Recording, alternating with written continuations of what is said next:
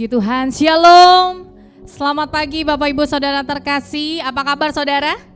Luar biasa, puji Tuhan. Haleluya, kita bersyukur pagi hari ini kita boleh datang beribadah untuk memuji dan menyembah Tuhan. Amin saudara. Mari kita siapkan hati kita untuk sama-sama merendahkan hati kita untuk menyembah Tuhan pagi hari ini. Amin saudara. Mari kita tundukkan kepala, kita mau berdoa di hadapan Tuhan. Sungguh kami berterima kasih buat pagi hari ini Tuhan. Kami berterima kasih buat penyertaan Tuhan sepanjang minggu ini. Kami berterima kasih kami boleh bangun di pagi hari. Dan kami boleh berterima kasih kepada Tuhan. Karena kami boleh beribadah kepadamu pagi hari ini bersama saudara-saudara kami, keluarga kami. Terima kasih Tuhan, inilah waktu yang terbaik. Kami mau menyembah Engkau. Kami mau mengalami Tuhan secara pribadi pagi hari ini Tuhan. Di dalam nama Yesus kami siapkan hati kami. Haleluya. Amin.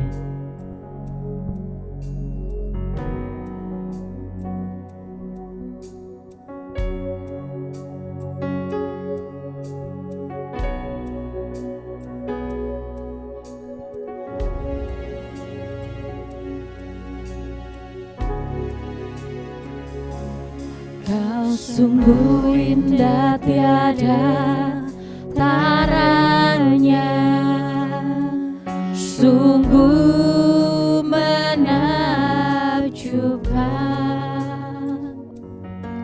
sungguh ajaib untuk dimengerti, lebih dari semua yang ada. Hikmatmu tiada terselami, kasih-Mu dalam tak terduga. Kau sungguh indah tiada taranya, mulia dan berkuasa. Ku kagum hormat akan Engkau, ku kagum hormat akan Engkau. Kau Allah yang layak dipuji, ku kagum akan Engkau.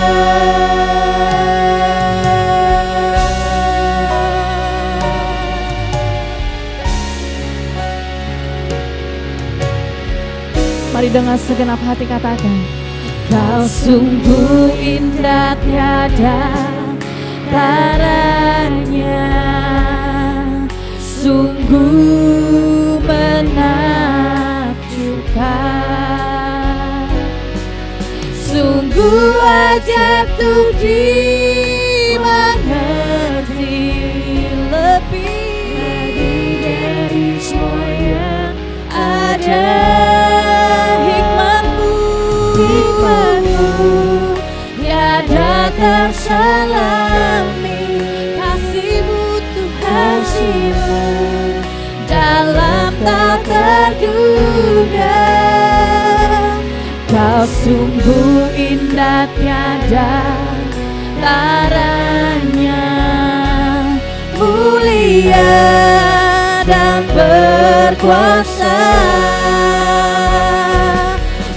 Kagum hormat akan Engkau, ku kagum hormat akan Engkau. Kau Allah yang layak dipuji, ku kagum akan Engkau, ku kagum hormat akan Engkau, ku kagum hormat akan Engkau. Kau Allah yang layak dipuji, ku kagum akan Engkau.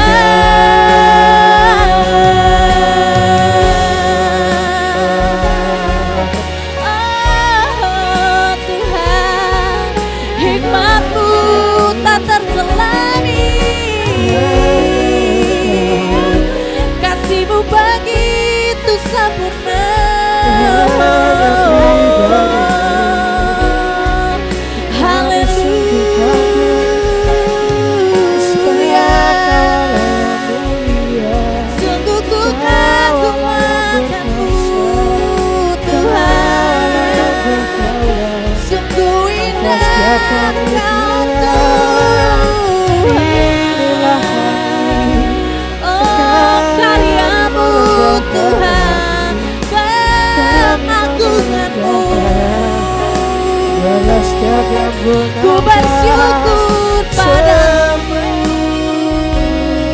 Yesus, ku bersyukur padamu Tuhan, ku mau menyembahmu,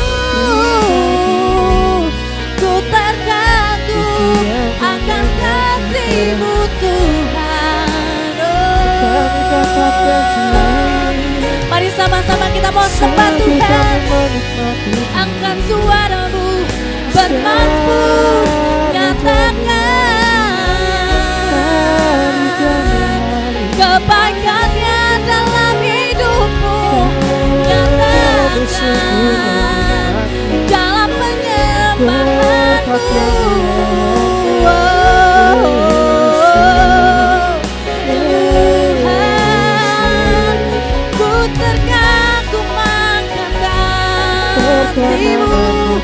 Akan kebesaran-Mu,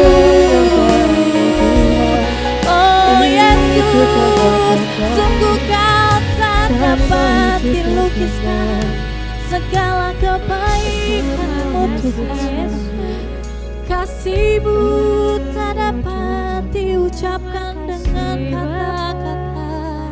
Oh, sungguh kami kagum akan kebesaran-Mu, akan kebaikan-Mu, akan keagungan kasih-Mu Tuhan.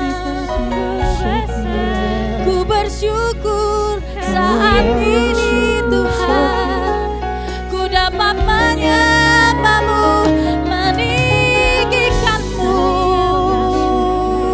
Yesus,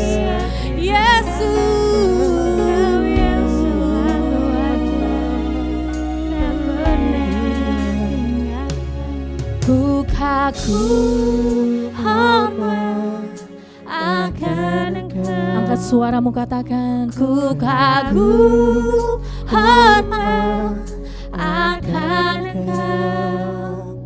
Kau Allah yang layak dipuji, ku kagum akan Engkau. Mari seluruh sidang jemaat saya undang bangkit berdiri, sama-sama katakan ku kagum hormat akan Engkau, ku kagum hormat akan Engkau. Kau Allah yang layak dipuji, ku kagum akan. Lebih lagi katakan ku kagum hormat akan Engkau. Amin. Ku kagum hormat akan Engkau.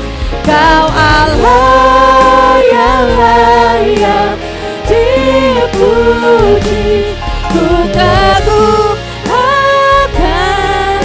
Oh, Kau Allah yang layak, Allah yang layak dipuji, ku kagum akan. Sekali lagi katakan Kau Allah yang layak, Kau Allah yang layak dipuji, ku kagum akan Engkau. Berikan tepuk tangan yang meriah buat Allah kita. Haleluya.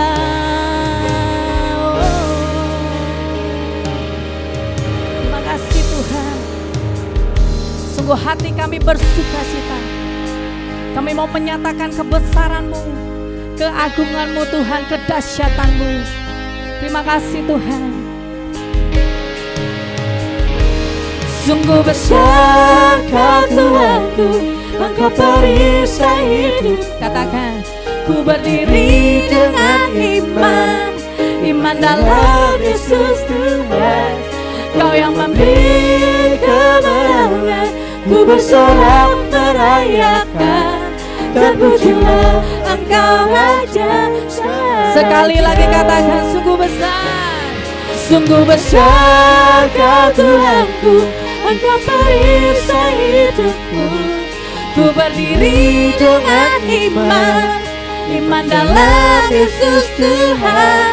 Kau yang memberi kemenangan, ku bersorak merayakan.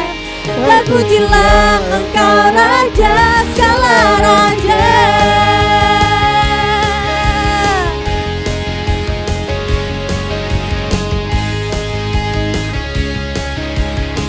Mari dengan iman nyatakan, ku diberi kuasa dari Raja mulia, menaklukkan musuh. Katakan, di bawah kakiku. Amin. Ku pakai kuasa dari Raja mulia. Bila Allah ada bersamaku, siapa jadi lawanku? Sungguh besar Kau Tuhanku, Engkau perisai hidupku. Ku berdiri dengan iman, iman dalam Yesus Tuhan. Kau yang memberi kemenangan, ku bersorak merayakan. Terpujilah Engkau Raja segala raja. Mari lebih lagi bersuka cita dalam hadirat Tuhan.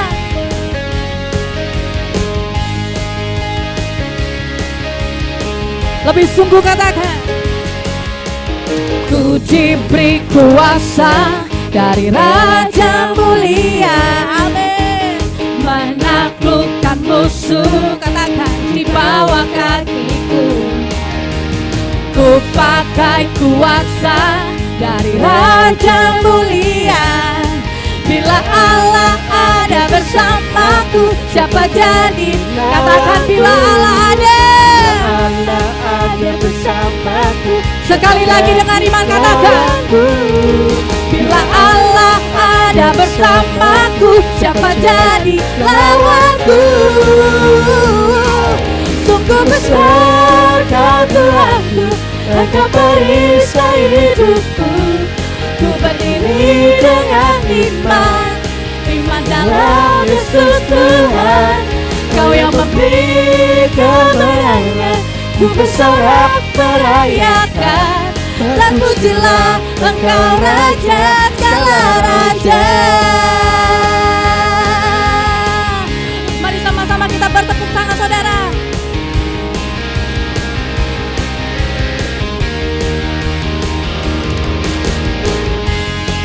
Engkaulah perisai kami Tuhan, dan biarlah hati kami tetap memegang Kau teguh Tuhan. Terima kasih Tuhan.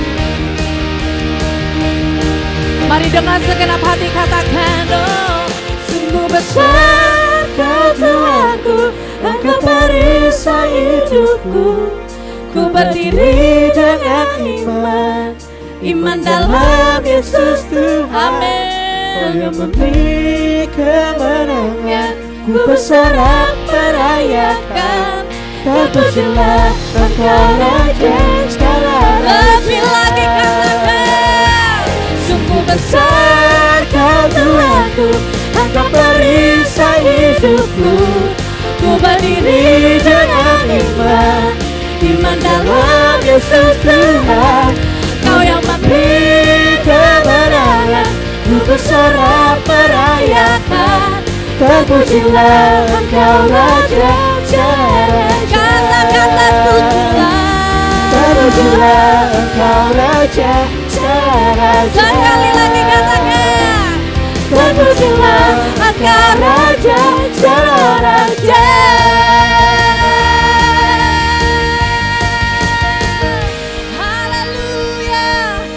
pujilah Engkau Tuhan. Sungguh kami bersyukur Tuhan. Terima kasih ya Bapa, terima kasih. Terima kasih. Hati kami tenang dalam hadirat-Mu.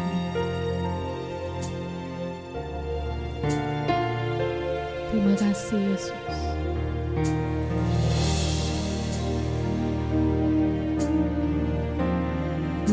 Mengalir kuasa dari tempat maha tinggi. Katakan, Bapa kekal mulia, Kau hadir di sini, memulihkan hati, menyembuhkan yang terluka. Ku kan tenang bersama-Mu, Bapa. Mengalir kuasa dari tempat maha tinggi. Bapa kekal mulia, Kau hadir di sini, memulihkan hati, menyembuhkan yang terluka. Ku kan tenang bersama-Mu, Bapa. mari lebih lagi angkat suaramu, katakan, mengalir kuasa dari tempat maha tinggi. Bapa kekal mulia, Kau hadir di sini, memulihkan hati, menyembuhkan yang terluka. Ku kan tenang bersama-Mu, Bapa. Mengalir kuasa-Mu, mengalir kuasa dari tempat maha tinggi. Bapa kekal mulia, Kau hadir di sini, memulihkan hati, menyembuhkan yang terluka. Ku kan tenang bersama-Mu, Bapa.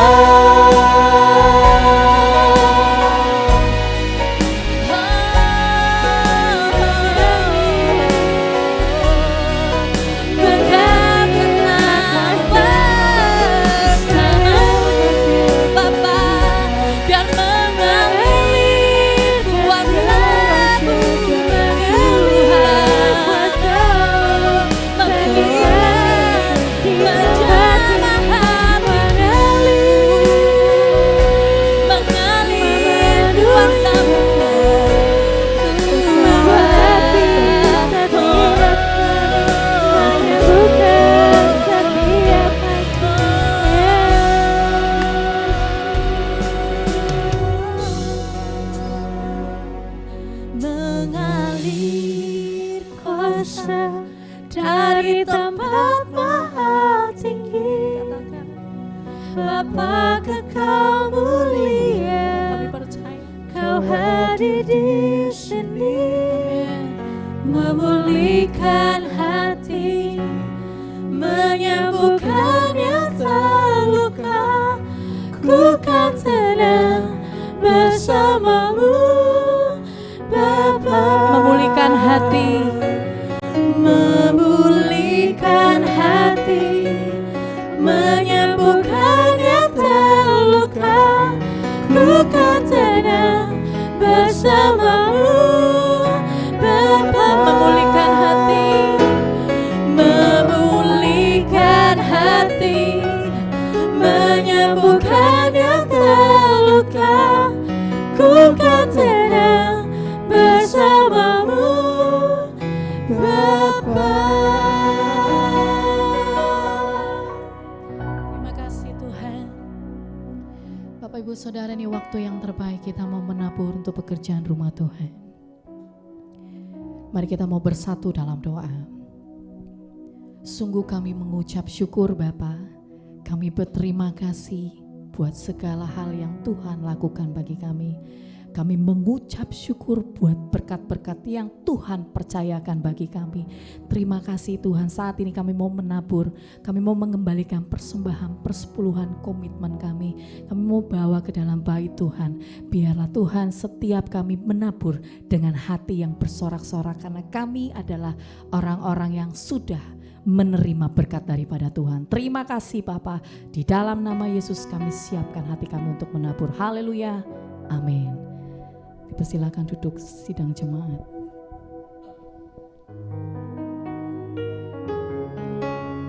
Kami berterima kasih bahwa Tuhan tidak pernah meninggalkan kami. Kami bersyukur bahwa Allah Roh Kudus menuntun setiap kami, menolong setiap kami, dan membuat kami untuk mengubah pikiran kami, dan kami mau menaruh harapan kami, hati kami, hidup kami hanya kepada tuntunan-Mu Tuhan. Terima kasih Bapa.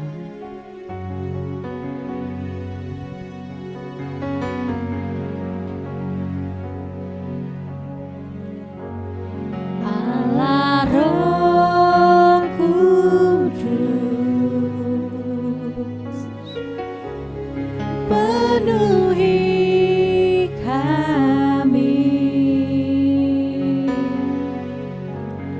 ku rindu Kau selalu dalam hidupku.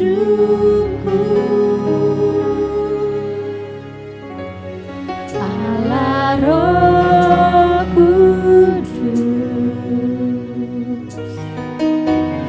ubah hatiku,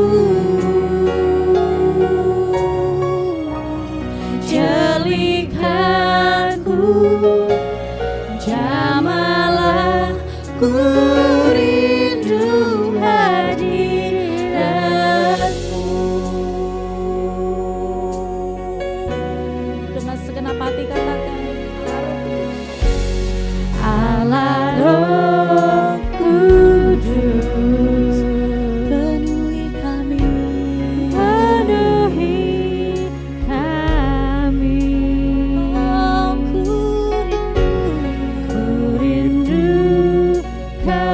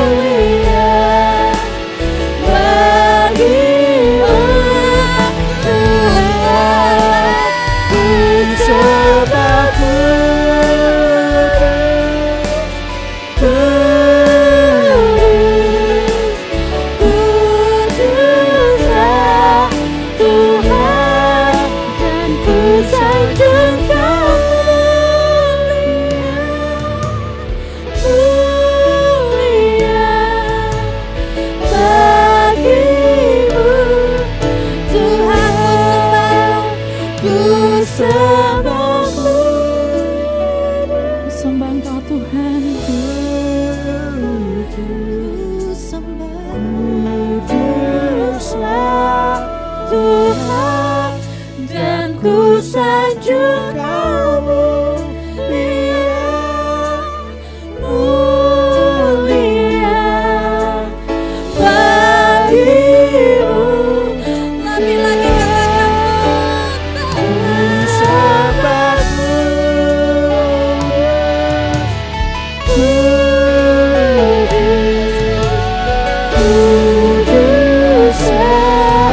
Tuhan, dan ku sanjung Kau mulia, mulia bagimu. Sekali lagi katakan ku sembah. Saya undang hambanya Pendeta Thomas.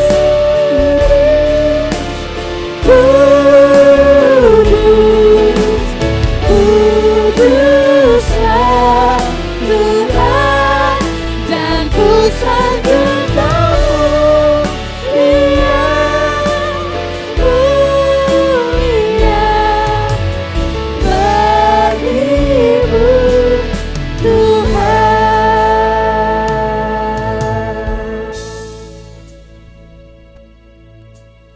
Saudaraku, seberapa di antara saudara pada saat saudara menyembah Tuhan, memuji Tuhan pada saat ini, saudara meyakini bahwa Tuhan ada di tengah-tengah kita, menyaksikan penyembahan kita.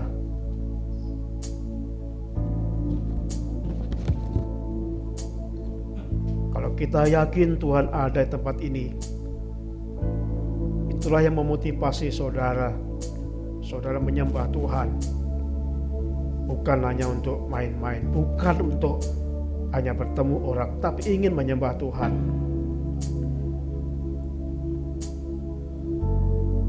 Kita katakan, ku sembah Kau, kudus, kuduslah Tuhan. Ku sembah kudus, kudus,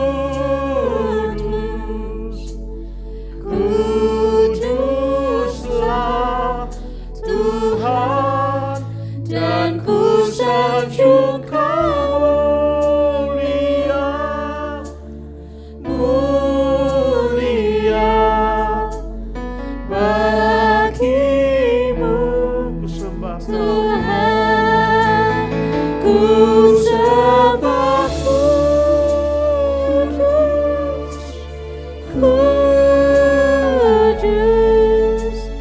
kudus, kuduslah Tuhan, dan ku sanjung Kau mulia, mulia bagimu Tuhan.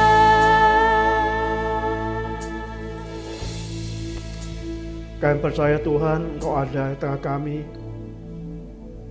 Itulah sebabnya kami menyembah Engkau, Allah yang hidup, Allah yang berkuasa, Allah yang maha besar. Bila puji-pujian yang kami naikkan kepada Tuhan menyukakan hati Tuhan, nama-Mu dipermuliakan. Tuhan, tiba saatnya Engkau akan menyampaikan firman-Mu, akan berbicara kepada kami. Tuhan, jamah hamba-Mu ini sertai dengan kuasa Roh Kudus-Mu, sehingga hamba-Mu menyampaikan dengan firman-Mu, bukan karena kemauan, tapi sungguh-sungguh sesuai dengan keinginan Tuhan. Jamah kami yang mendengarkannya, supaya kami benar-benar mengerti firman-Mu. Kami ingin mengalami kuasa Roh Kudus dalam hidup kami. Kami ingin mengalami Tuhan nyata dalam hidup kami.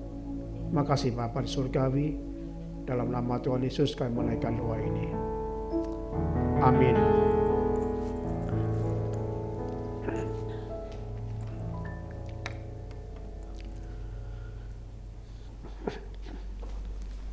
Shalom Bapak Ibu, Saudara yang kasih Tuhan.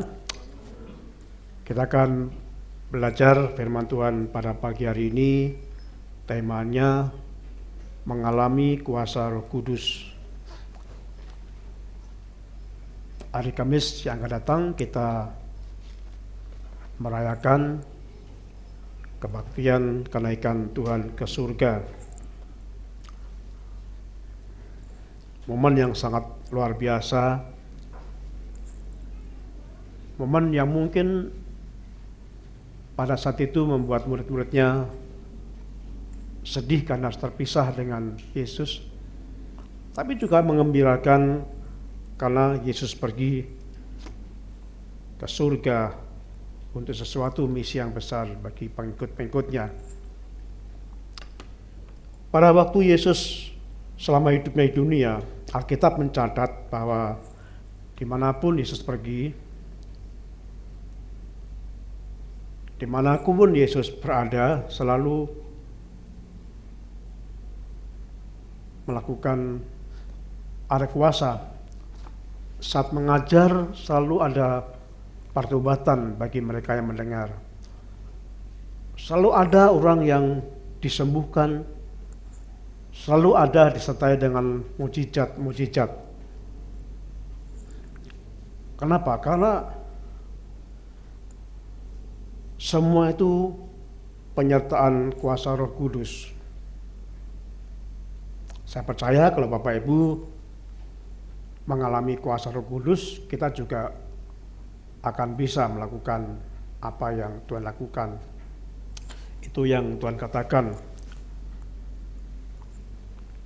Kita akan melihat dalam firman Tuhan, dalam Kisah Rasul pasal yang ke-10 ayat 38, hal itu dituliskan, yaitu tentang Yesus dari Nazaret, bagaimana Allah mengurapi dia dengan Roh Kudus dan kuat kuasa, dia yang berjalan berkeliling sambil berbuat baik dan menyembuhkan semua orang yang dikuasai iblis, sebab Allah menyertai dia.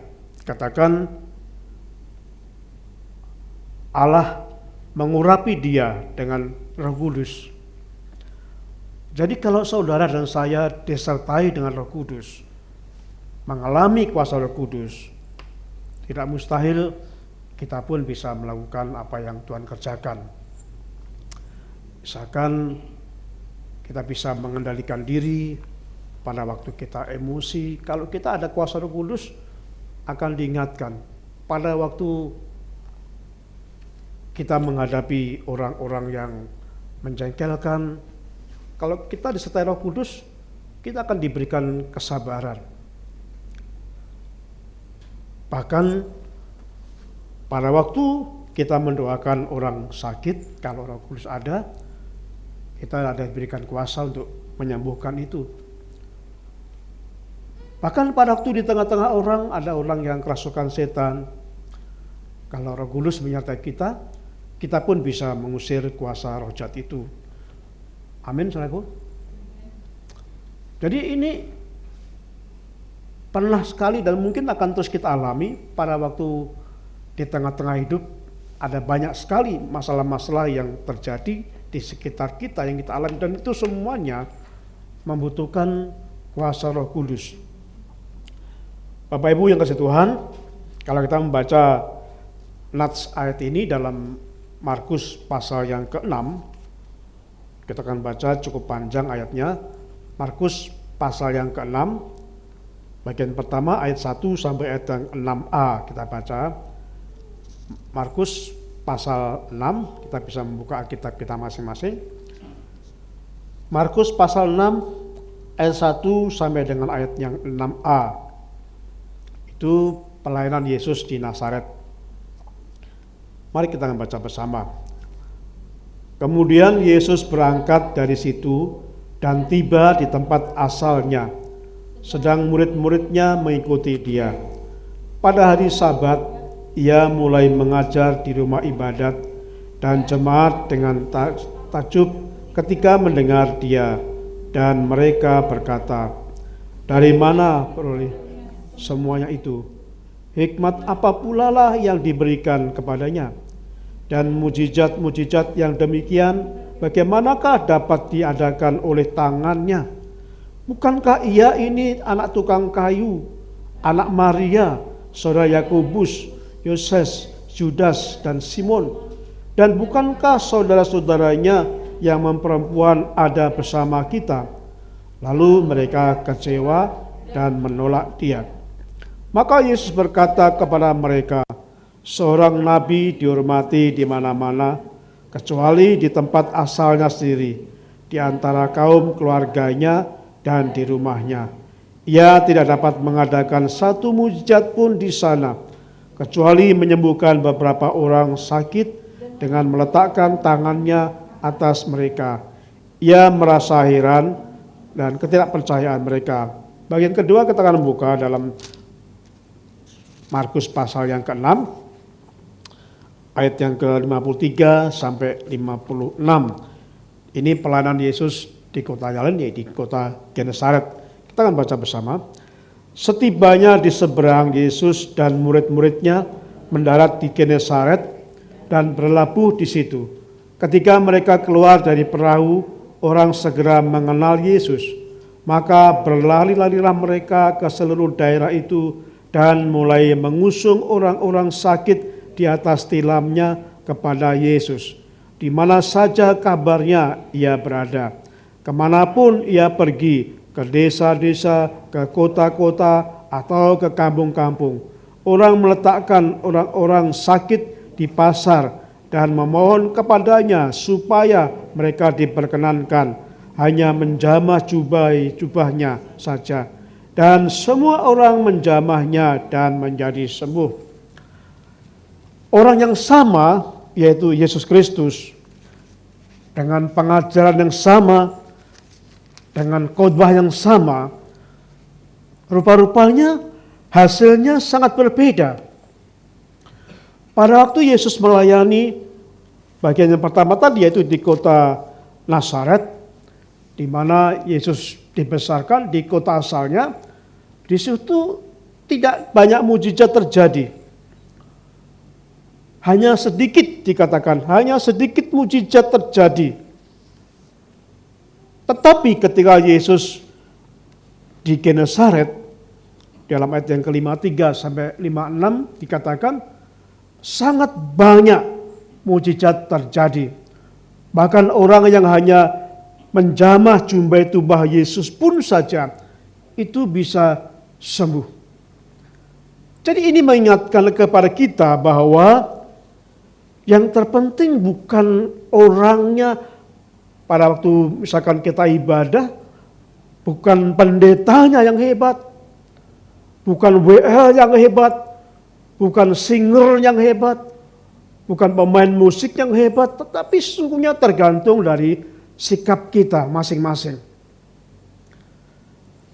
Jadi bukan karena hebatnya pelayan itu, bukan karena hebatnya orang yang melayani itu yang menyebabkan kita mengalami kuasa Tuhan, yang menyebabkan kita kuasa Roh Kudus terjadi. Tetapi itu tergantung pada respon kita masing-masing. Saudaraku, saya membuat catatan kenapa di dua tempat ini sangat berbeda. Kita melihat di sini kota Nazaret itu di yang bawah itu, di tempat di mana Yesus dibesarkan di kota Nazaret.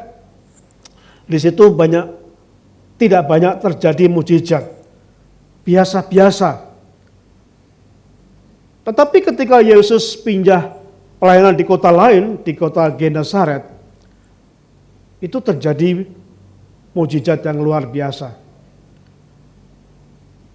Sama orangnya, pengajaran sama, tetapi hasilnya sangat berbeda. Kembali karena respon orang Nazaret itu kurang merespon dengan baik. Dibanding dengan orang Genesaret yang sungguh-sungguh merespon apa yang dilakukan Yesus. Jadi tergantung pada orangnya. Saudaraku, saya percaya kalau saudara merespon dengan sungguh pada waktu kita ibadah, memuji Tuhan dengan sungguh-sungguh, fokus pada Tuhan, meyakini bahwa Tuhan hadir tempat ini seperti saya katakan kemarin, Motivasi kita datang ke gereja ini sederhana. Harus kita yakin bahwa kita menyembah Tuhan. Kita bisa menyembah Tuhan di gereja ini jikalau kita meyakini bahwa sosok yang kita sembah, yaitu Yesus, ada di tempat ini. Itu yang pertama. Jadi kalau kita nggak yakin Tuhan ada, ya kita sia-sia. Harus kita yakini kita ada di gereja ini karena kita menyembah Tuhan, karena Yesus ada. Pada waktu kita meyakini itu sehingga kita punya motivasi yang luar biasa. Saat kita memuji Tuhan, kita mengagungkan Tuhan, itu motivasinya sungguh-sungguh kita merindukan untuk menyembah Tuhan. Lah orang Nazaret sering bertemu dengan Yesus karena dikatakan Yesus itu asalnya dari Nazaret, dibesarkan Nazaret sehingga sering ketemu Yesus. Dikatakan, masa dia bisa berkuasa? Dia kan anak tukang kayu. Saudara-saudaranya ada di sini. Nggak percayalah. Sehingga mereka menolak. Nah kita tulis saudara beberapa hal ini saya buatkan di sini. Yang pertama, kenapa orangnya Nazaret tidak mengalami banyak mujizat? Karena yang pertama mereka meragukan Yesus. Meragukan Yesus. Di dalam Markus pasal yang ke-6 tadi dikatakan yang kedua, para sahabat mulai mereka mengajar di rumah ibadat dan jemaat yang besar takjub ketika mendengar dia dan berkata, dari manakah peroleh semuanya itu? Hikmat apa pula yang diberikan kepadanya? Dan mujizat-mujizat yang demikian bagaimana dapat diperoleh tangannya?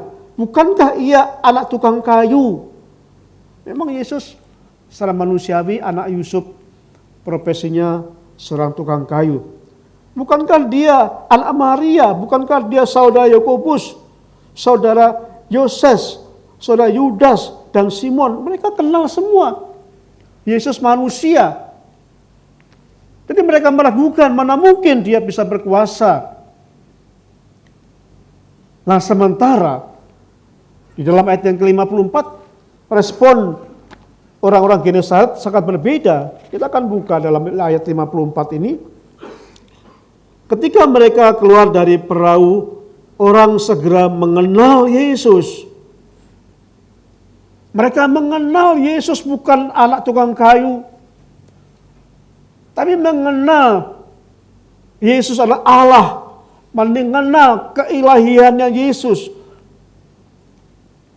Sedangkan dalam pelayanan di Nazaret, mengenal Yesus dari sisi manusiawi saja. Nggak mungkin punya kuasa.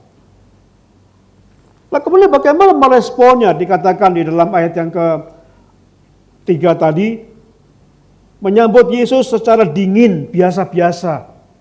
Ya saya berpikir kalau Bapak Ibu sering ketemu ya, tamu orang kemudian datang, ya kita nyambutnya dingin saja. Biasa-biasa. Tetapi dalam pelayanan di negeri Nazaret, dalam ayat ke-55 dikatakan, ayat yang ke-55 dikatakan, maka berlari-larilah mereka seluruh daerah itu mulai mengusung orang sakit di atas tilam kepada Yesus. Jadi mereka antusias.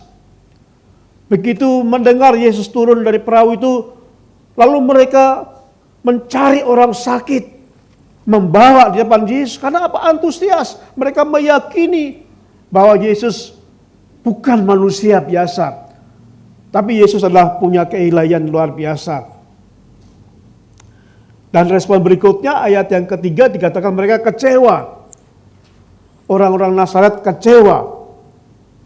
Sedangkan orang-orang Genesaret mereka percaya dan menerima Yesus. Nah dari perbedaan yang respon ini, hasilnya pun berbeda. Pada waktu Yesus di Nazaret, hanya sekali, hanya sedikit saja terjadi mujizat. Sedangkan di Genesaret banyak terjadi mujizat. Nah, saya mau bertanya, apakah Bapak Ibu pengen biasa-biasa saja atau pengen mengalami kuasa Tuhan? Nggak usah jawab ya, dalam hati saja. Kalau saya pengen mengalami kuasa Tuhan. Kalau mengalami kuasa Tuhan, harus belajar bagaimana menyambut Yesus seperti orang-orang Genesaret ini. Percaya bahwa Yesus itu Allah, punya kuasa. Kita antusias menyambut Yesus. Bukan main-main, tapi sungguh-sungguh kita menyambut Yesus. Saudaraku yang kasih Tuhan, kita belajar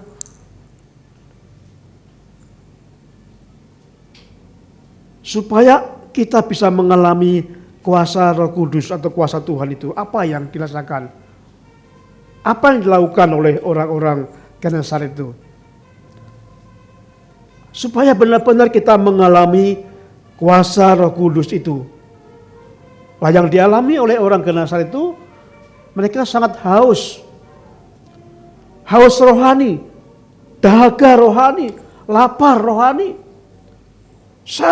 Sungguh-sungguh sangat merindukan tentang kuasa kehadiran Tuhan itu terjadi. Dalam ayat 1 sampai 3 tadi jelaskan bahwa mereka rindu dalam Lukas pasal yang kalau kita membaca dalam Lukas pasal yang ke-6, dikatakan bahwa mereka rindu bertemu Yesus. Mereka merindukan sekali itu bertemu dengan Yesus. Mereka sungguh-sungguh menyambut Yesus. Menyambut Yesus. Di dalam bacaan bagaimana orang-orang Genesaret tersebut menyambut Yesus. Mereka bukan sekedar biasa, tapi mereka terbelah matanya. Mereka takjub. Mereka hormat. Mereka melihat Allah yang begitu besar datang. Mereka begitu yakin sosok para Yesus mampu untuk melakukan mujizat-mujizat itu. Sehingga mereka melakukan yang terbaik di dalam hidupnya. Bapak Ibu, dalam kitab Yesaya pasal yang ke-44, Yesaya 44 ayat yang ketiga, dikatakan, sebab aku akan mencurahkan air ke atas tanah yang haus dan hujan lebat ke atas tempat yang kering. Aku akan mencurahkan rohku ke atas keturunanmu dan berkatku ke atas anak cucumu. Tuhan berkata akan mencurahkan kuasanya kepada setiap hati yang haus, hati yang dahaga akan kuasanya, akan sungguh-sungguh merindukan kuasanya, yang sangat mengharapkan kuasanya, akan dicurahkan kepada kita kuasa Roh Kudus itu. Jadi sangat penting kita mempunyai sikap haus akan kebenaran, haus akan kuasa Tuhan. Di dalam Matius pasal ke-5 ayat yang ke-6, Tuhan Yesus berkata, berbahagialah orang yang lapar dan haus akan kebenaran, karena mereka akan dipuaskan. Jadi yang penting yang pertama, bagaimana kita supaya kita mengalami kuasa Roh Kudus itu harus haus, harus merasa lapar, harus merasa dahaga akan kuasa Allah, akan kebenaran. Bapak Ibu, kalau pada waktu saudara misalkan di meja saudara di situ ada banyak makanan yang macam-macam jenisnya. Tapi kalau saudara sedang sakit, ya sedang panas dalam, sedang sakit gigi, nggak nafsu makan. atau sudah kenyang, gak akan nafsu makan. Tapi kalau di depan meja saudara itu ada makanan yang menyenangkan itu, saudara dalam keadaan lapar, keadaan haus yang luar biasa, yang tidak bisa ditahan lagi, walaupun hanya melihat nasi, ya hangat yang mengepul itu, asapnya masih mengepul, lalu di situ hanya ada sambal, hanya ada kecap. Wah, itu ingin menikmati makan itu.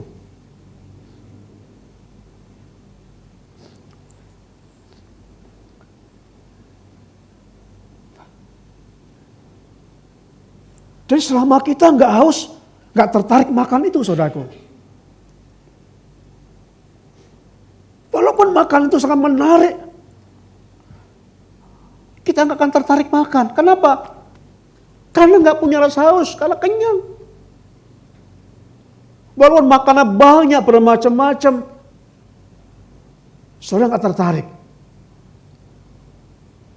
Tapi sebaliknya, walaupun ada nasi hangat saja yang ngepul, ada kecap, apalagi ada telur ceplok, ada ayam goreng, wah itu membuat kita menikmati rindu makan itu. Sama saudara, kalau saudara nggak punya haus akan kebenaran, kalau saudara nggak akan memiliki haus akan kuasa Tuhan, haus mengalami kuasa Tuhan, saudara nggak akan bisa mengalami kuasa Tuhan. Jadi pastikan bahwa saudara selalu rindu kebenaran, selalu rindu akan kuasa Tuhan, selalu rindu akan hadirat Tuhan. Jikalau saudara sungguh merindukan itu, maka Tuhan akan mencurahkan kuasa-Nya. Sebab aku akan mencurahkan air ke atas tanah yang haus. Aku akan mencurahkan hujan lebat ke atas tempat yang kering.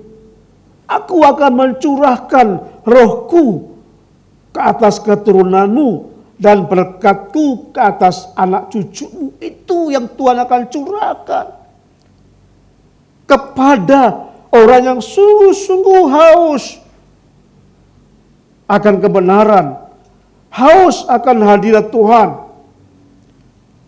Selama kita tidak memiliki rasa haus itu, kita gak akan pernah mengalami apa-apa di dalam kita mengikut Tuhan.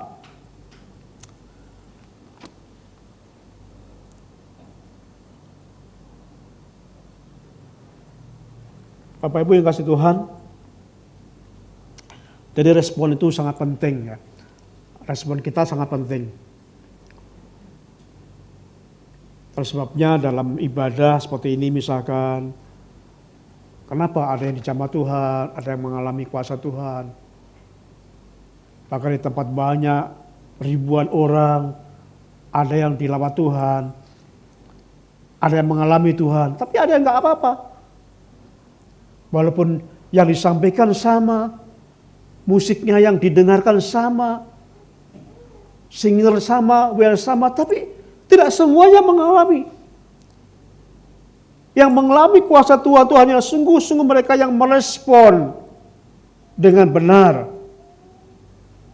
Yang rasa hausnya luar biasa, lah itu akan mengalami kuasa Tuhan. Terus sebabnya Bapak Ibu yang kasih Tuhan, mari kita akan selalu memiliki rasa haus akan kehadirat Tuhan. Akan memiliki rasa lapar supaya kita dikenyangkan, supaya kita menikmati kuasa Roh Kudus itu. Nah, yang kedua yang kita harus lakukan adalah mengenai hal ini, yaitu tentang doa. Dalam Kisah Rasul pasal yang ke-4 ayat 31 dan 33, Kisah Rasul pasal yang ke-4 ayat yang ke-31 dikatakan demikian. Dan ketika mereka sedang berdoa, Goyanglah tempat mereka berkumpul itu, dan mereka semua penuh dengan Roh Kudus. Lalu mereka memberitakan firman Allah dengan berani. Dan dengan kuasa yang besar, rasul-rasul memberikan kesaksian tentang kebangkitan Tuhan Yesus. Dan mereka semua hidup dalam kasih karunia yang melimpah-limpah. Dikatakan, dan ketika mereka sedang berdoa, goyanglah tempat mereka berkumpul itu. Ada kuasa. Ketika mereka sedang berdoa, ketika mereka sedang berkumpul, ya bukan berkumpul ngobrol, tapi berkumpul mereka berdoa, ada kuasa yang besar. Jadi saudaraku, unsur yang kedua, kecuali haus itu, yang kedua adalah perlu sekali kita berdoa. Doa pribadi, tapi juga berdoa berjemaat bersemuanya. Akan besar kuasanya. Ketika mereka berdoa, goyanglah tempat mereka berkumpul.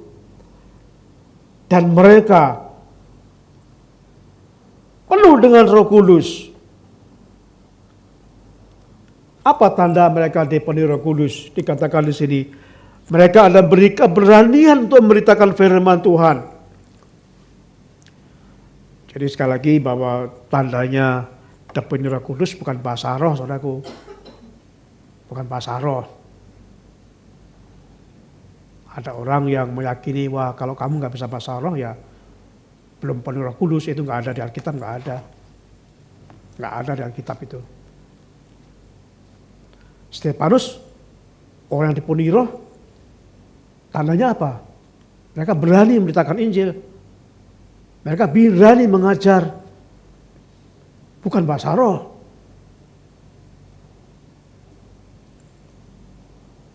Jadi kasakan mereka dipenuhi Roh Kudus.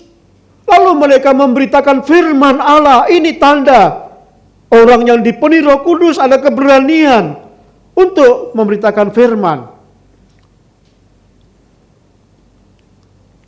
Ayat yang ke-33. Dan dengan kuasa yang besar rasul-rasul itu memberi kesaksian. Tanda yang berikutnya, berani bersaksi.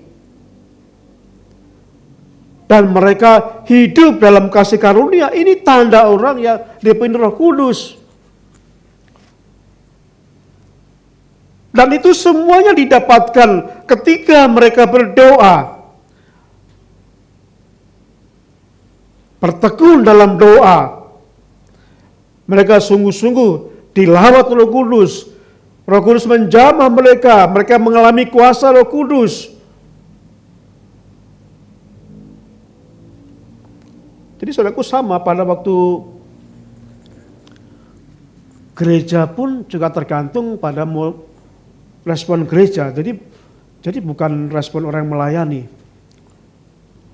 Jadi pada waktu saya pernah sama-sama ikut timnya misi Korea. Yang pertama saya ikut tim misinya Kim Juli. Yang kedua tim dari Korea sama tuh.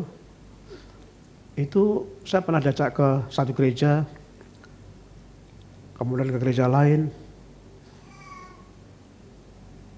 Tim doa itu mengatakan gereja ini nggak berdoa.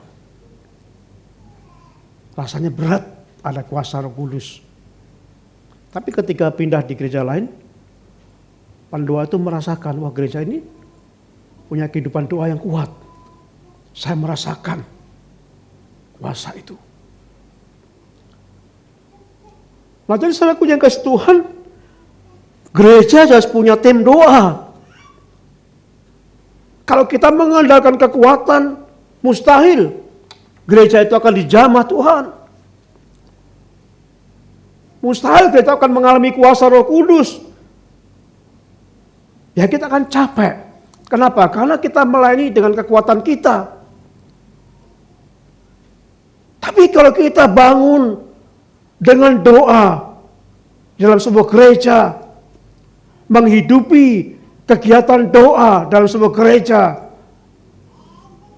dan ketika Tuhan melihat gereja itu berdoa, mereka berdoa, umatnya berdoa, saya percaya kuasa Roh Kudus akan dinyatakan. Apa yang tidak mungkin terjadi, bisa terjadi dalam gereja itu. Karena yang menyebabkan kemampuan itu, karena kuasa Roh Kudus. Lah saudaraku yang kasih Tuhan, jadi jemaat mula-mula itu berdoa, sehingga kuasa dinyatakan. Jemaat mula-mula berdoa, dan ketika kuasa Roh Kudus dinyatakan, sehingga mereka ada keberanian untuk bersaksi. Jemaat mula-mula berdoa, dan ketika Roh Kudus dinyatakan, sehingga mereka hidup dalam kasih karunia Tuhan. Itu semuanya karena diawali mereka bertekun di dalam doa. Ada kesatuan doa yang dibangun oleh gereja mula-mula. Dan memang doa itu menghidupkan kerohanian. Jadi waktu kita itu punya jasmani dan rohani. Yang jasmani itu sakit ya kita lihat. Kalau kita jasmani sakit kita malas. Malas makan, malas ini, malas ini. Sama kalau rohani kita sakit juga malas kita. Malas berdoa. Malas baca Alkitab. Malas ibadah. Malas melayani. Dan saat kita merasakan rohani kita sakit, rohani kita kurang sehat, yang dapat membangun adalah diri kita sendiri. Bagaimana caranya? Menggerakkan, menggiatkan kembali kehidupan doa secara pribadi dan juga secara bersama-sama. Jadi doa menghidupkan kerohanian kita secara pribadi dan secara rohani. Bapak Ibu yang kasih Tuhan, ada pengalaman yang dahsyat yang luar biasa yang terjadi pada waktu pelayanan-pelayanan yang diawali dengan doa itu di gereja mula-mula. Mereka berdoa, mereka berkumpul, mereka berdoa, ada kuasa, ada mukjizat, ada semangat melayani, ada semangat untuk memberi. Semua itu karena diawali kehidupan doa mereka sangat kuat. Mereka sehat rohani. Karena mereka rohani sehat, mereka bersemangat melakukan perkara-perkara rohani. Ya sama kalau kita sehat jasmani, ya kita sehat melakukan kegiatan jasmani. Semangat olahraga, semangat makan, semangat bekerja, dan lain-lain sebagainya. Tapi kalau jasmani sakit, ya kita nggak semangat.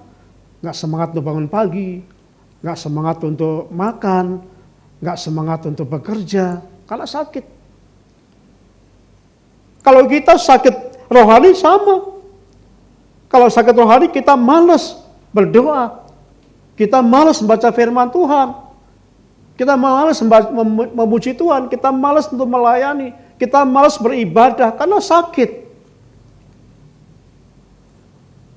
Tapi kalau rohani kita sehat, kita punya semangat, saudaraku.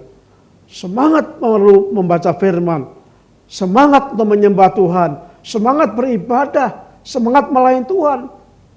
Karena rohani kita sehat. Kita punya semangat. Jadi oleh sebab itu kalau kita merasa rohani kita sekarang kurang sehat, sedang sakit, bangun kehidupan doa saudara. Karena dengan doa ini, kehidupan rohani akan dibangkitkan kembali. Yang ketiga yang kita pelajari dari kehidupan, bagaimana supaya hadirat Tuhan, kehadiran kuasa Roh Kudus nyata. Yang ketiga adalah melalui pelayanan puji-pujian dan penyembahan.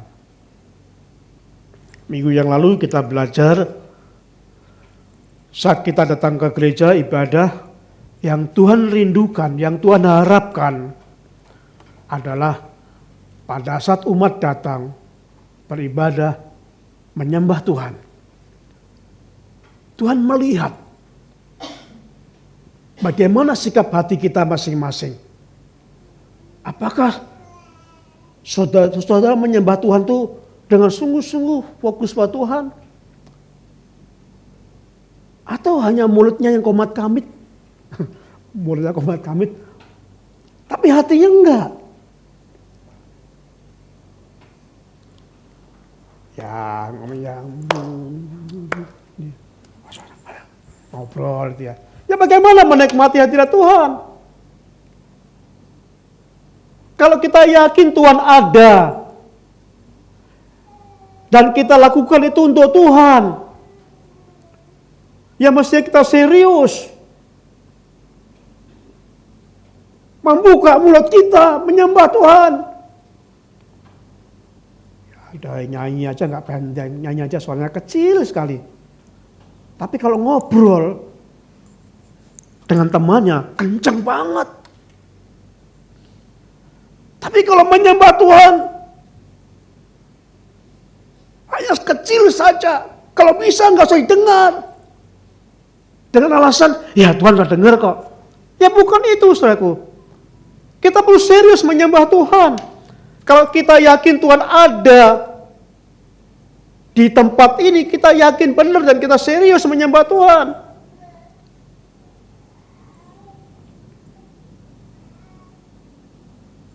Saya mengalami waktu itu, saudaraku, ibadah itu rasanya, saya ke gereja itu sejak kecil, saudaraku. Di bawah orang tua saya, tapi saya nggak ngerti. Saya gereja baptis itu sejak saya SMA, lulus SMA, gereja baptis. Setiap minggu saya datang ibadah. Bahkan pagi datang, sore datang. Rebu selalu datang doa. Sabtu selalu datang doa pagi. Apa yang kurang? Saya melayani Tuhan. Tapi waktu menyembah Tuhan ya saya hanya nyembah ini ya, mataan saya kemana-mana gini. Begitu ada orang yang datang, dia datang loh, itu. Ketika ada orang yang ngantuk, coba ngantuk dia. Jadi saya nggak fokus kepada Tuhan. Saya fokus kepada apa yang ada di sekitar saya. Nah itu jelas Tuhan gak berkenan pada saya pada waktu itu. Jadi kalau saya yakin Tuhan ada, dan saya menyembah Tuhan yang hidup, saya menyembah dengan sungguh-sungguh, mengucapkan dengan tulus, Engkau Allah yang Maha Besar, aku menyembahmu Tuhan. Kita ucapkan dengan ketulusan hati kita. Memuji Tuhan dengan sungguh-sungguh. Ekspresi yang benar. Sehingga semua itu berkenan kepada Tuhan. Mempersembahkan yang terbaik. Melalui puji-pujian. Melalui hati isi kita. Sehingga pada waktu kita ibadah, siapkan kita. Sungguh-sungguh kita bisa fokus pada Tuhan. Rindukan Tuhan. Nyata dalam kehadiran saudara saat ibadah. Bapak Ibu yang kasih Tuhan, apa fungsinya pujian dan penyembahan? Bapak Ibu yang kasih Tuhan, dalam kisah dalam 2 Raja-Raja, mari Bapak Ibu bisa membuka 2 Raja-Raja. Saya tunggu sampai ketemu 2 Raja-Raja pasal yang ketiga. Coba dibuka 2 Raja-Raja pasal ketiga. Supaya kita bisa membuka Alkitab langsung ya. 2 Raja-Raja pasal yang ketiga ya. Ini kisah terjadi pada waktu ada seorang raja Israel minta Elisa mendoakannya. karena mereka akan perang melawan bangsa lain. Lalu raja ini meminta Elisa mendoakan raja ini supaya bisa menang dalam peperangan. Tapi Elisa marah, saudara. Kenapa? Karena raja ini nggak takut kepada Tuhan.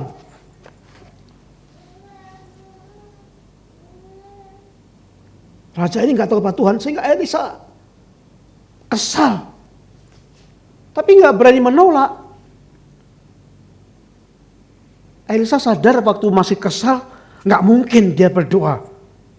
Nggak mungkin didengar Tuhan, karena sedang kesal hatinya. Betul sebabnya dalam Kisah 2 Raja-Raja pasal yang ke-14 dan 15 dikatakan, berkatalah Elisa, demi Tuhan semesta alam yang hidup, yang di hadapannya aku menjadi pelayan. Jika tidak karena Yehosafat, Raja Yehuda, maka sesungguhnya aku ini tidak akan memandang dan melihat kepadamu. Perhatikan ayat 15. Maka sekarang jemputlah bagiku seorang pemetik kecapi.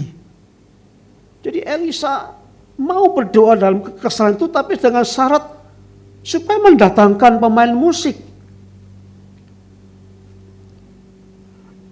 Dan pada waktu pemain musik memulai memainkan musiknya kecapi,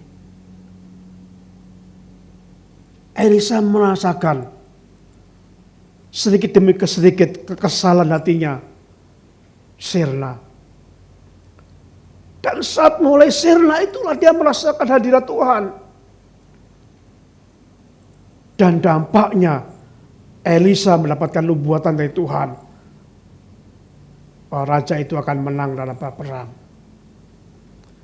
Jadi saudaraku yang kasih Tuhan, apa maknanya pujian penyembahan ini? Yang pertama adalah menyiapkan hati saudara.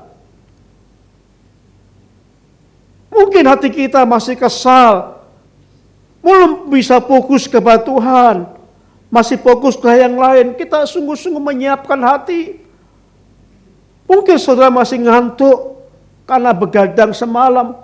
Mungkin memikirkan apa yang baru terjadi. Mungkin memikirkan apa yang akan terjadi, tidak bisa fokus. Kalau kita bisa masuk pujian dan penyembahan dengan sungguh-sungguh, akan menyiapkan kita. Ya sekarang musik sudah modern, dulu hanya kecapi ya. Tapi sekarang musik modern.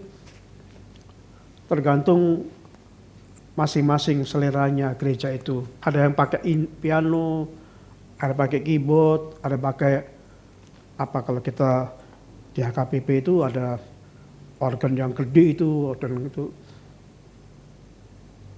Kalau sekarang gereja modern ada pakai orkestra. Tapi itu menyiapkan kita sungguh-sungguh. Ada penyembahan, bermazmur. Di Alkitab itu ada bermazmur, penyembahan, mengagungkan Tuhan. Kalau kita menyanyi, kita nggak bisa mengubah syairnya. Kenapa? Syairnya ada. Tapi kalau kita bermazmur, kita bisa mengucapkan kalimat sendiri. Tuhan, aku menyembahmu, ku sembah. Nanti menyembah sendiri. Aku bersyukur. Jadi mengucapkan syukur dengan tulus, bukan membaca syair. Kalau nyanyi membaca syair saja, tapi menyembah Tuhan itu mengucapkan sungguh-sungguh kerinduan saudara yang ada di hati saudara. Sehingga tulus menyatakan itu. Diperlukan pujian dan penyembahan dalam ibadah, termasuk dalam ibadah pribadi saudara. Saudara beri waktu untuk menyembah Tuhan, mengagungkan Tuhan. Dan makna yang kedua dalam puji-pujian penyembahan ini dikatakan dalam Kisah Rasul pasal yang ke-16. Kisah Rasul 16. Coba kita baca ayat yang ke-25 dan 26. Kisah Rasul pasal yang ke-16. Ayat 25 dan 26. dikatakan demikian. Tetapi kira-kira tengah malam Saulus dan Silas berdoa dan menyanyikan puji-pujian kepada Allah. Waktu itu Paulus dan Silas di penjara, dimasukkan satu tahanan, mereka bersama-sama di penjara. Kemudian Silas dan Paulus memuji Tuhan. Mungkin berkata, "Hai Paulus, ayo kita memuji Tuhan yuk. Kamu tenor, saya alto. Ayo kita duet." Mereka memuji Tuhan. Kira-kira tengah malam Paulus dan Silas berdoa dan menyanyikan puji-pujian. Bukan hanya berdoa tapi menyanyikan puji-pujian kepada Allah. Dan orang-orang hukuman lain mendengarkan mereka. Jadi bukan suaranya pelan tapi mereka mendengar. Sehingga mereka pasti yakin Paulus dan Silas berdoa dan mereka menyanyikan pujian dengan suara yang didengar banyak orang. Ayat yang ke-26. Akan tetapi terjadilah gempa bumi yang hebat. Sehingga sendi-sendi penjara itu goyah. Dan seketika itu juga terbukalah semua pintu. Dan terlepaslah belenggu mereka semua. Belenggu yang membelenggu mereka terlepas. Ada gempa yang hebat. Ada kuasa Roh Kudus. Jadi pada saat pujian penyembahan dinyanyikan kepada Tuhan, ada kuasa Roh Kudus yang terjadi, ada mujizat yang terjadi. Itu sangat dahsyat makna dari puji-pujian dan penyembahan. Saudaraku, saudara saling memuji Tuhan, menyembah Tuhan, akan mengalami mujizat, kuasa Tuhan dinyatakan. Saudara akan kuat menghadapi masalah. Ada kemampuan menahan emosi, ada kesabaran, ada kuasa dinyatakan. Itu janji Tuhan. Itu sebabnya kita perlu membangun bukan hanya doa, tapi juga puji-pujian dan penyembahan. Sekarang sudah canggih, Bapak Ibu yang kasih Tuhan. Bapak Ibu kalau ada HP bisa lihat saja. Saya pakai menyembah Tuhan hanya pakai HP saja. Di situ ada Alkitab bersuara. Karena saya nggak mungkin malam-malam membaca Alkitab kecil, tapi saya mendengarkan firman Tuhan. Saya dengarkan 1 hari 4 pasal, saya dengarkan saja. Saya renungkan. Saya tulis apa ya remanya yang Tuhan berikan pada hari itu. Saya menyembah Tuhan. Saya bermazmur bagi Tuhan. Menggunakan fasilitas HP yang ada. Dan ini bisa dilakukan bagi saudaraku di mana-mana. Mungkin saudara bisa lakukan itu di kantor. Saat istirahat. Saat di kereta. Itu sangat penting bagi saudara. Supaya kita bisa merasakan hadirat Tuhan. Supaya kita bisa mengalami kuasa Roh Kudus terjadi dalam kehidupan kita. Sehingga sungguh-sungguh Roh Kudus itu nyata. Bukan dongeng. Tapi sungguh nyata.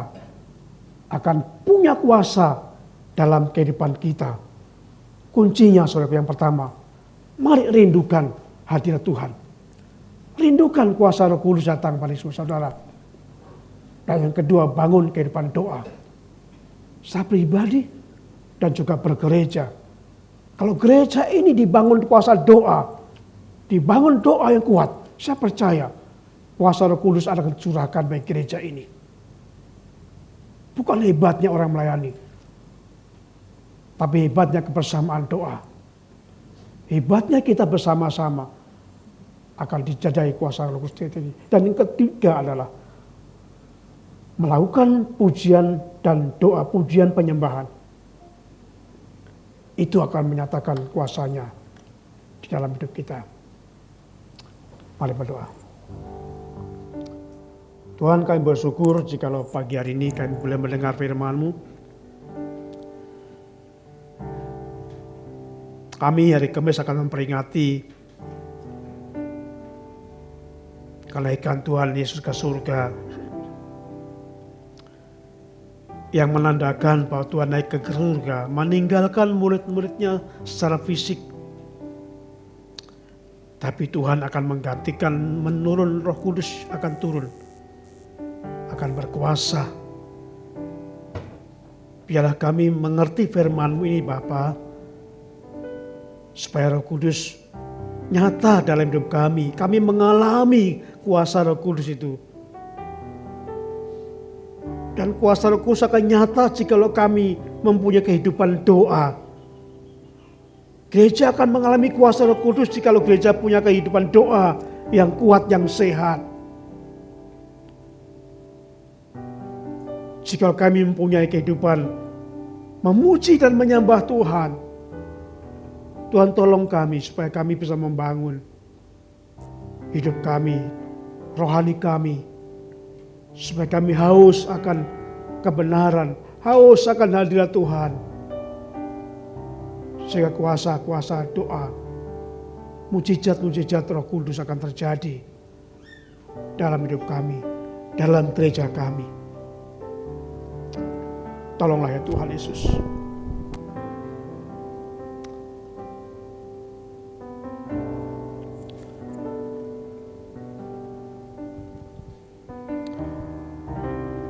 Bapak Ibu yang kasih Tuhan,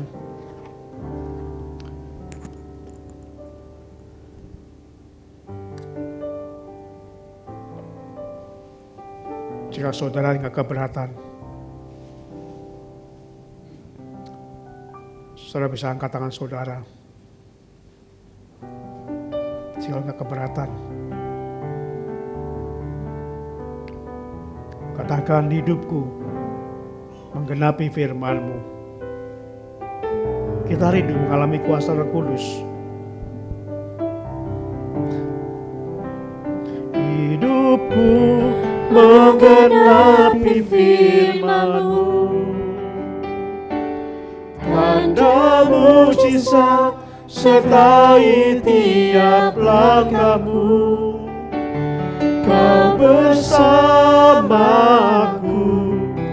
di dalamku, jadi bukti kebesaran-Mu. Katakan sekali lagi.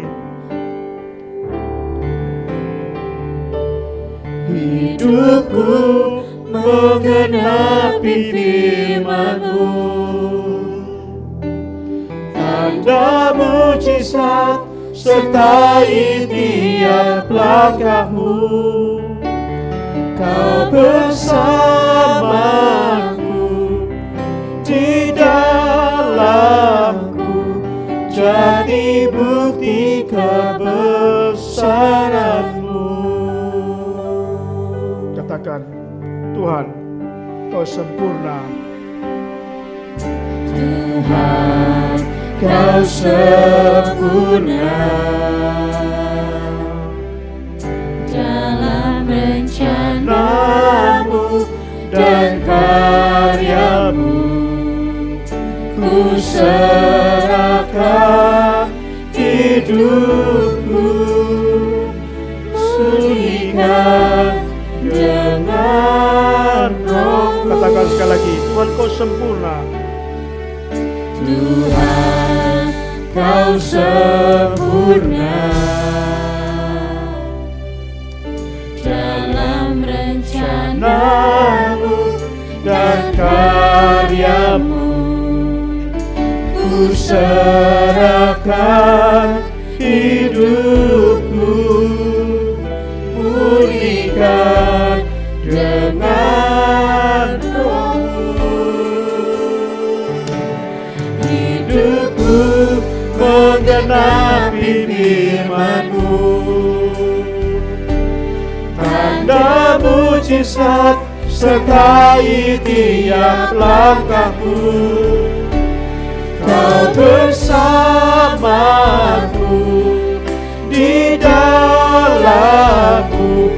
jadi bukti kebesaran-Mu. Hidupku menggenapi firman-Mu. Hidupku menggenapi firman-Mu. Tanda mujizat sertai tiap langkahku.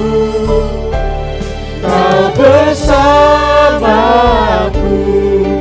di dalamku, jadi bukti kebesaran-Mu.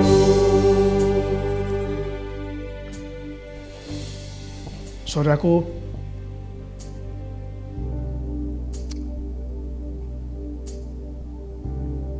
jika saudara rindu mengalami kuasa Roh Kudus, ada 3 hal yang kita lakukan. Yang pertama, katakan kepada Tuhan bahwa saudara haus akan kebenaran, haus akan Kristus, haus, lapar akan kuasa Tuhan. Ini dasar. Tuhan akan memberikan kuasa itu hanya kepada orang yang sungguh-sungguh haus dan dahaga, yang lapar akan kebenaran, akan kuasanya. Yang kedua, mari bangun kehidupan doa saudara. Perbaiki, tingkatkan kehidupan doa saudara. Juga dalam gereja. Saya percaya kalau gereja membangun kuasa doa, gereja itu akan bertumbuh. Kuasa Tuhan terjadi. Karena tergantung respon kita. Yang ketiga, bangun pujian dan penyembahan kepada Tuhan. Supaya kita sungguh-sungguh merasakan dekat dengan Tuhan. Supaya sungguh kuasa Roh Kudus dinyatakan dalam kehidupan kita. Terima kasih Tuhan untuk firman-Mu pada hari ini. Tuhan tolong Kau menjamah kami semua satu persatu, supaya kami semua mempunyai kerinduan yang sama, rindu mengalami kuasa Roh Kudus. Kami rindu untuk membangun hubungan dengan Kristus. Kami rindu untuk sungguh-sungguh haus akan firman-Mu, haus akan kebenaran-Mu. Kami rindu membangun kehidupan doa kami, membangun pujian dan penyembahan kami, baik secara pribadi maupun bergereja bersama-sama. Terima kasih ya Bapa di surga. Tuhan, kami saat ini berdoa untuk gereja-Mu. Kami menyerahkan kepada Tuhan, Kau mencurahkan kuasa-Mu atas gereja ini Bapa. Memberkati kami setiap jemaat-Mu, membangkitkan kami kembali, memulihkan kami kembali, supaya kuasa-Mu terjadi di gereja ini. Roh Kudus dicurahkan bagi gereja-Mu tempat ini,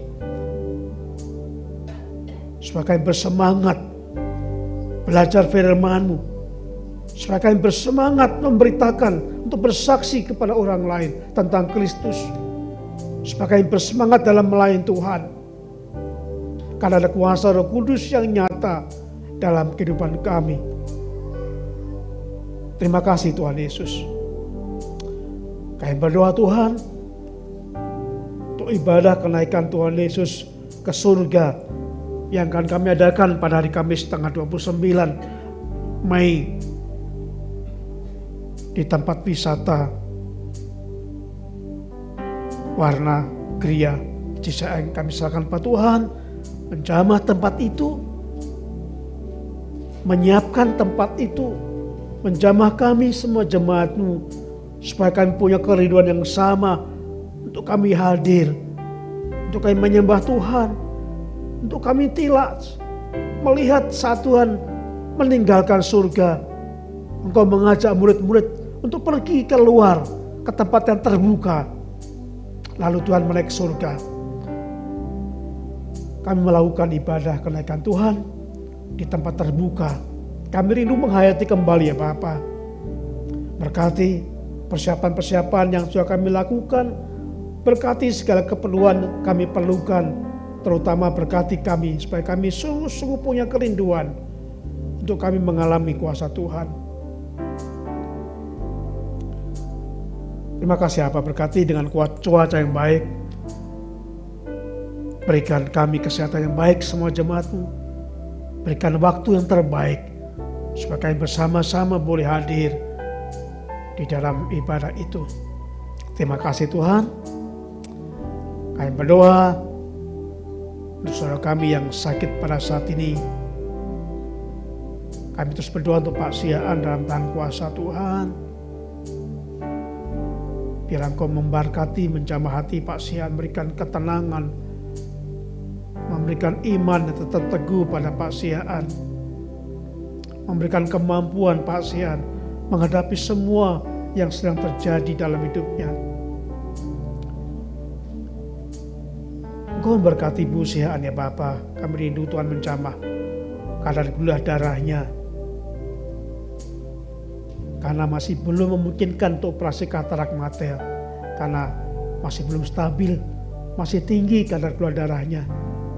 Tuhan tahu kesulitan Bu Siaan untuk dapat melihat karena matanya sudah katarak. Tuhan tolong jamah supaya secepatnya boleh dilakukan tindakan operasi katarak, supaya Bu Siaan kembali bisa melihat dengan normal. Tolong ya Tuhan, Kau menjamah hamba-Mu ini. Kami bersyukur saudara kami yang telah disembuhkan. Kami bersyukur untuk Pak Situmorang, Bu Situmorang yang telah disembuhkan Tuhan pada minggu yang lalu sakit. Untuk Bu Siaan yang juga sakit minggu yang lalu, Tuhan sembuhkan. Terima kasih Bapa.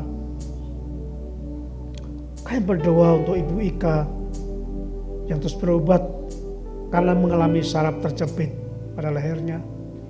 Tolong Tuhan jamah tindakan-tindakan yang dilakukan sesuai dengan saran dokter, pemeriksaan-pemeriksaan yang dilakukan. Tuhan jamah dokter itu sehingga melalui nasihat dokter kuasa Tuhan terjadi, akan dipulihkan saraf yang terjepit, akan dikembalikan seperti semula. Kami berdoa untuk Ibu Maria Usula, ibunda dari Ibu Loren Condro yang juga mengalami sakit saraf terjepit. Tuhan tolonglah Engkau menjamah. Bila proses yang dialami pengobatan, terapi akan dijamah Tuhan, sehingga semua untuk kebaikan Ibu Maria, untuk kesembuhan, supaya dipulihkan kembali dari sakit ini. Terima kasih Bapa. Kami berdoa untuk jemaat-Mu yang bergumul untuk pekerjaannya. Tuhan tolong dengarkan doa mereka. Dengarkan tangisan mereka ya Bapa. Buka pintu berkat-Mu supaya dia dapat mendapatkan pekerjaan. Berkati dalam pergumulan mereka yang sedang ada pergumulan yang lain. Kami rindukan Tuhan supaya jemaat-Mu mengalami campur tangan Tuhan yang nyata, sehingga Tuhan sungguh-sungguh nyata dalam hidupnya, punya kuasa dan memperhatikan satu sama lain dari hidup jemaat. Makasih Tuhan. Saudara, mari kita berdiri bersama-sama.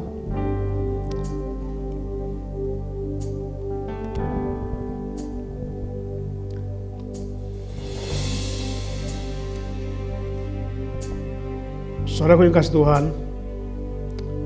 kita akan mengakhiri ibadah kita pada pagi hari ini. Saat kita mengakhiri ibadah ini, kiranya kasih karunia Yesus Kristus Tuhan kita menyertai kamu sekalian. Haleluya. Amin. Allah yang besar, ajaib dan mulia, Kau Yesus yang selalu membuatku terpesona. Segala pujian bagimu ya Tuhan, hanya Kau yang layak ku agungkan. Kau Allah yang besar, ajaib dan mulia. Kau Yesus yang selalu membuatku terpesona. Segala pujian bagimu ya Tuhan. Hanya Kau yang layak ku agungkan. Hanya Kau yang layak ku agungkan. Hanya Kau yang layak ku agungkan.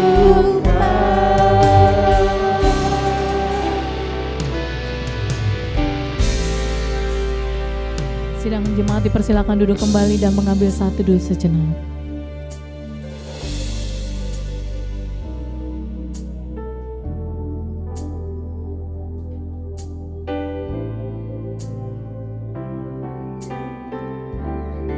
Amin, puji Tuhan. Ibadah kita sudah selesai, namun sebelumnya mohon waktunya sejenak karena kita akan mendengarkan sedikit pengumuman tentang ibadah kenaikan pada tanggal 29. Waktu dan tempatnya silakan Ibu.